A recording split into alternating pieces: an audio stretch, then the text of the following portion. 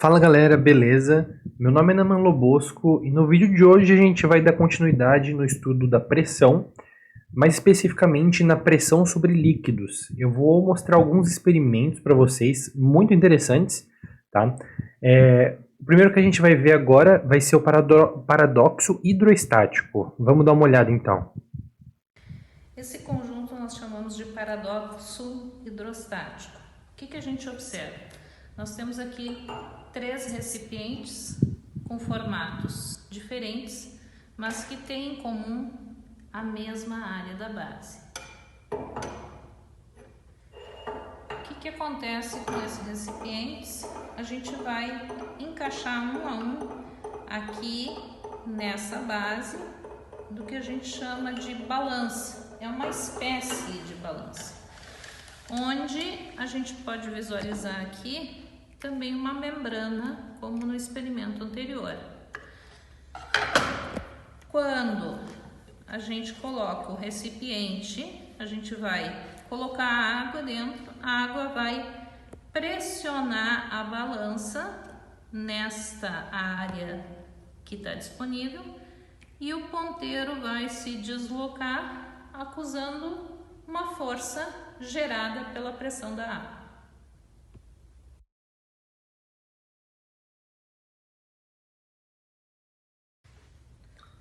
Colocando água até uma certa altura, a gente vê a correspondente força na balança. Quando eu retiro a água,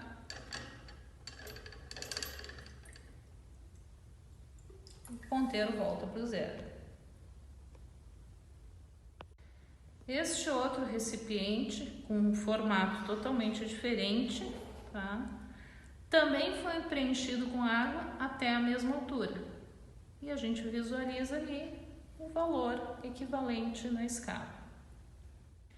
Vamos agora preencher o terceiro recipiente, de novo com água até a mesma altura que os outros tiveram em relação à base onde está a nossa sonda, que é o balão. De novo, o ponteiro registra o mesmo valor. No entanto, a gente vê que o volume de água aqui é bem maior. O que tem em comum nas três situações é a base e a altura de água dentro dos recipientes.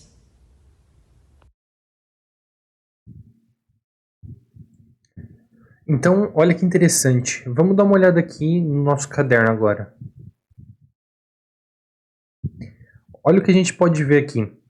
A gente tem os três tubos que a professora estava mostrando ali, só que o curioso é que eles não tinham o mesmo formato e nem o mesmo volume de água. Então, por exemplo, eles estavam preenchidos aqui de água, certo?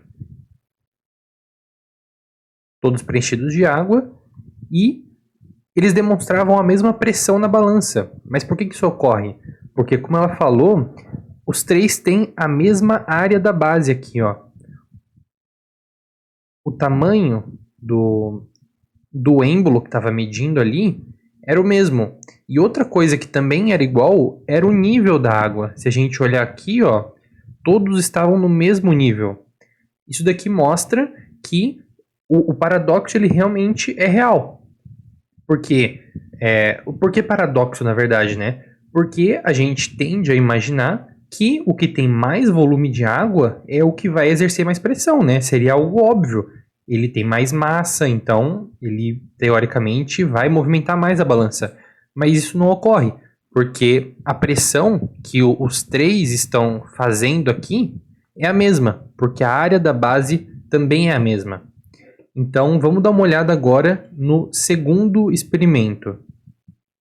O segundo experimento ele é chamado de vasos comunicantes. Mas por que isso? Como a gente pode ver aqui, está um pouco difícil, né, porque é transparente, mas a gente tem aqui 4 tubos de vidro. Então a gente tem esse primeiro aqui mais grossinho, esse segundo aqui que está em zigue-zague, fininho, esse terceiro que é fino, aí uma área maior aqui em círculo, fino de novo e uma área maior. E esse terceiro, ele é completamente fino em diagonal, certo? Mas o que eles têm em comum? Todos eles estão em contato por essa base aqui embaixo, ó. Todos eles estão unidos. E o que será que acontece quando ela colocar a água dentro de um desses? Será que nesse daqui vai subir mais? Esse daqui vai transbordar? Então vamos dar uma olhada agora. E derramar dentro desses vasos. O que vai acontecer? Eu vou usar esse que tem uma boca maior. Derramo aqui e a gente percebe que o líquido distribui-se nos 4 vasos e chegam nos 4 vasos à mesma altura. Se eu agora tapar a extremidade aberta de um desses vasos e de novo colocar o líquido a partir desse primeiro, o que a gente percebe? Que naqueles onde as extremidades estão abertas, o líquido de novo sobe, chegando à mesma altura. Nesse que foi tapado, o líquido não sobe. Se eu tirar o dedo agora, o que acontece? O líquido se redistribui e de novo, nos 4 vasos, vai atingir a mesma altura. Muito interessante, né? Vamos dar uma olhadinha então no caderno agora. Por que será que isso acontece, ó?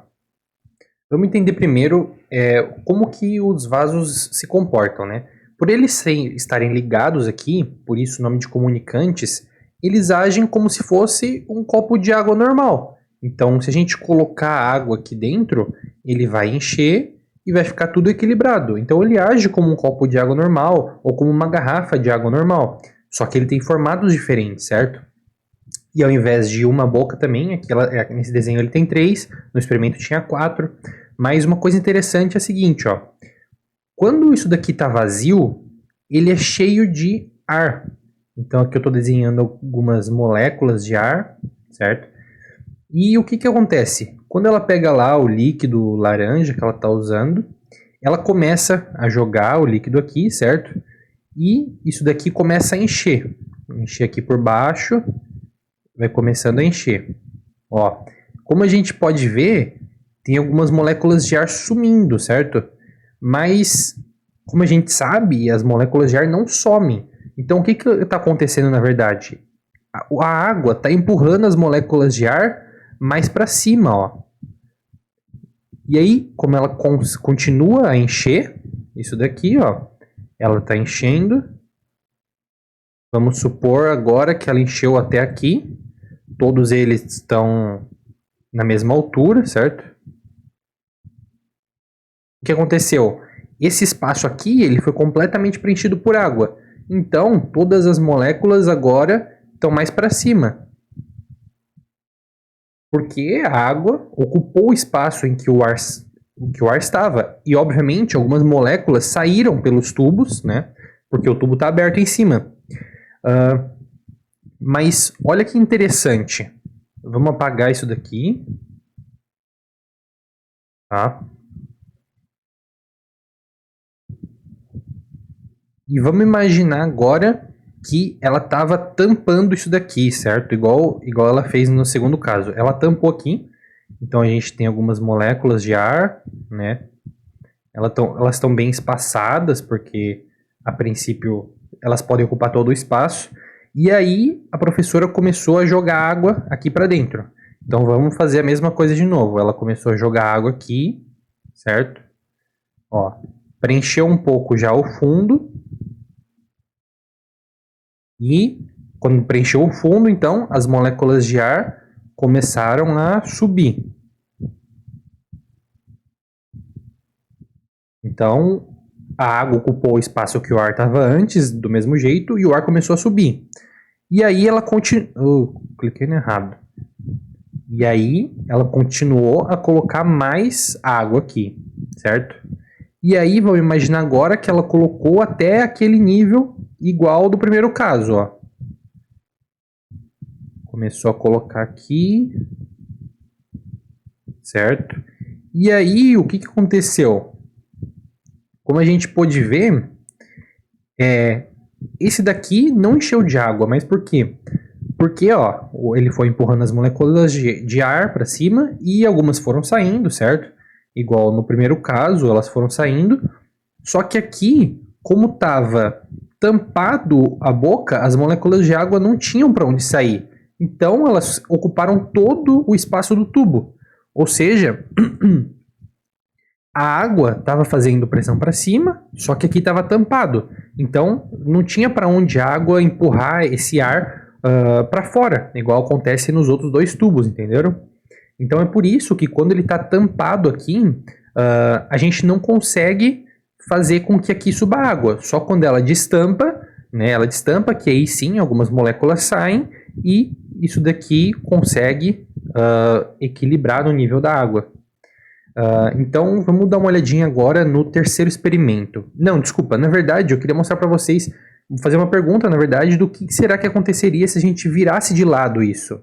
Porque pode ser um pouco contraintuitivo, né? A gente acha que vai continuar na mesma altura, mas na verdade o que acontece é isso daqui, ó. Quando a gente vira de lado, como eu falei do copo, imagina um copo com água, quando a gente vira de lado, a água se equilibra, né? Ela fica de lado também. E aqui é a mesma coisa, pelos vasos estarem ligados, né? Elas vão se igualar. Vejam bem que não tem o mesmo volume de água, não é o mesmo nos tubos, mas eles estão na mesma altura aqui, ó. E isso sim é o que a gente pode achar de interessante aqui no vasos comunicantes. E olha só que legal, uma aplicação disso. Duas aplicações muito claras que a gente tem no nosso dia a dia é, primeiro, a caixa d'água, né? Então, provavelmente a caixa d'água ela está em cima do telhado, né, das casas de vocês. E como que ela funciona? Ela tem aqui esses registros, né? Imagina que esse segundo é o registro do chuveiro, só que ela está toda ligada por tubulação, certo? Então esse sistema aqui é um vaso comunicante gigantesco. Parecido com o primeiro, só que ele tem muito mais água. Então o que acontece? Quando a gente abre esse primeiro registro, a água vem, desce e fica paradinha aqui. E aí, quando a gente abre o segundo registro, então, a água vem aqui, sobe, ocupa o chuveiro e começa a pingar na gente. Então é assim que funciona o nosso chuveiro, por exemplo. Ele é um vaso comunicante gigantesco. E como a gente pode ver, né, a água tenta igualar o nível. A água que sai pelo chuveiro tenta igualar esse nível aqui. Só que como está aberto aqui embaixo, ela começa a sair para fora. Então é por isso que as caixas d'água funcionam na nossa casa. E uma outra coisa curiosa é que você provavelmente tem na sua cidade aí uma caixa d'água da cidade, né, ou do bairro. E geralmente ela fica em cima de montanhas. E olha só que interessante, por que isso? Porque ela tem uma ligação direta aqui com todas as casas.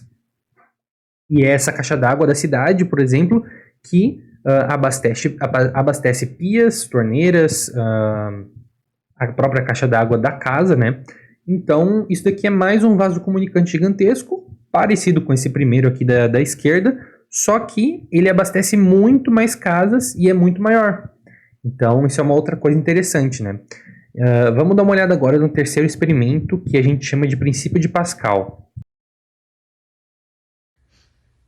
Nós temos aqui um dispositivo que é constituído por um êmbolo, como de uma bomba de bicicleta, e um recipiente que é oco, mas ao redor do diâmetro externo aqui tem furinhos. O que a gente vai fazer? Nós vamos encher isso d'água, tapando os furinhos, acoplamos aqui o êmbolo, tá? E vamos pressionar através do êmbolo a água contida no interior do recipiente. Segundo o princípio de Pascal, a pressão é transmitida, ou a variação de pressão é transmitida igualmente a todos os pontos do líquido. Então, o que a gente espera é que a variação de pressão exercida pelo êmbolo vai se transmitir igualmente a todos os pontos internos aqui do líquido que vai ser ejetado então pelos ou através dos furinhos, alcançando a mesma distância ao redor do ponto central.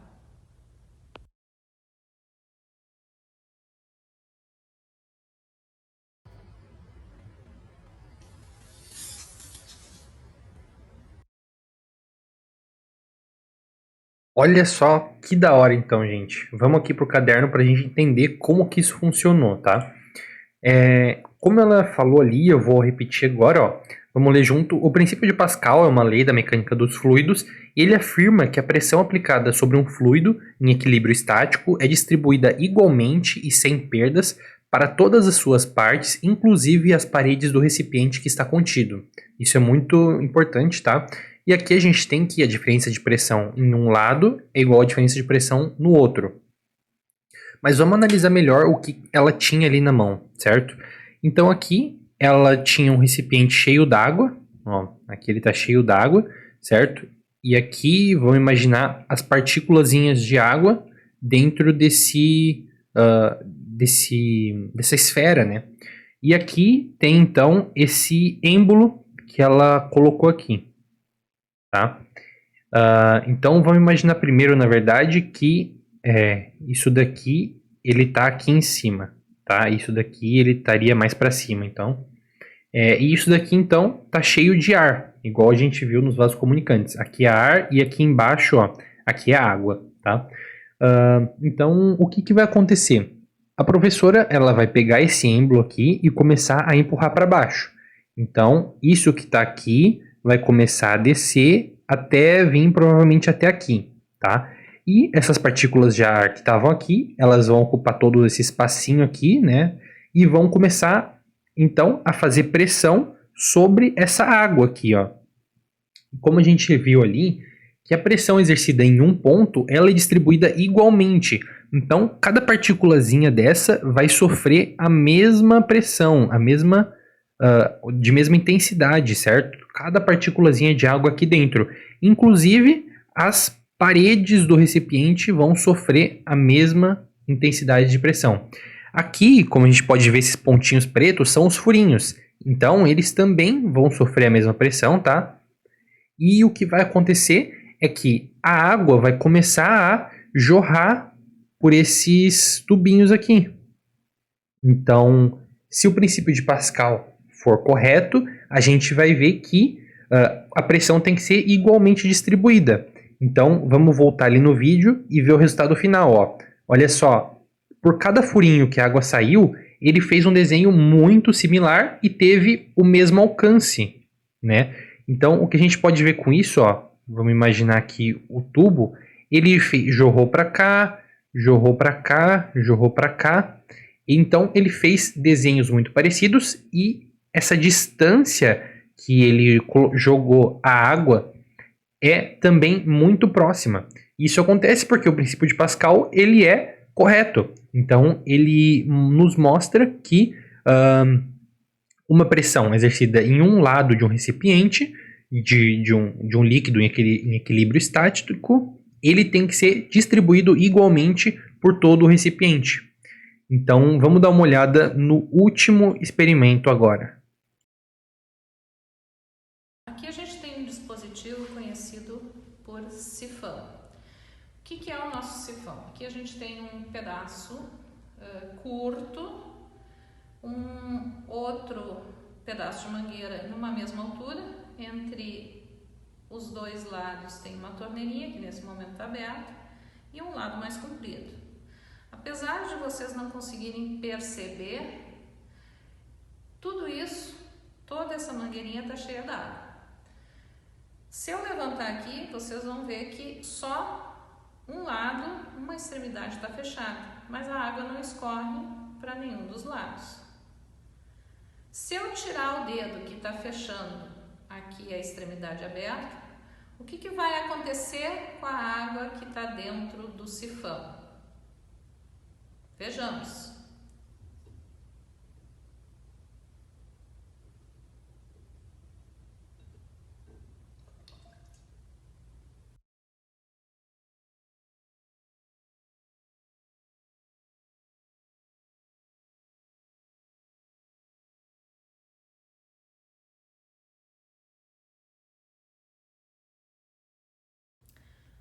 Agora a mangueirinha está novamente toda cheia de água. Eu não preciso fechar nenhuma das extremidades com a mão, porque a torneira aqui está fechada.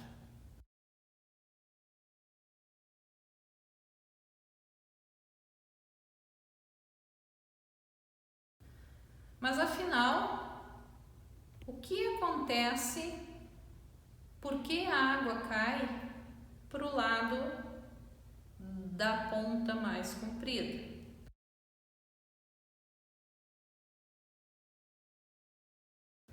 O que a gente consegue perceber é que, como vimos antes, mergulhando num líquido, a pressão aumenta com a profundidade. No caso do sifão, a gente tem as duas extremidades livres, onde tem pressão atmosférica, e para cima delas água até um certo nível em comum. Do nível extremidade aberta, onde tem pressão atmosférica. Se quando eu mergulho no líquido, a pressão do líquido aumenta, quando eu subo, a pressão diminui. Em relação a essa extremidade aberta, eu tenho uma redução de pressão até chegar no nível da torneira. Desse outro lado, a mangueira é bem mais comprida, mas da mesma maneira eu tenho pressão atmosférica e à medida que sobe dentro da coluna de líquido, uma redução na pressão do líquido. Como a altura da coluna de líquido aqui é maior, a redução é maior deste lado da torneira. Logo, eu vou ter uma diferença de pressão de um lado para o outro. Redução menor gera deste lado uma pressão maior do que deste lado, porque aqui reduziu mais. De modo que quando a gente libera o movimento, abrindo agora a torneirinha, a água vai escorrer toda para o lado do maior.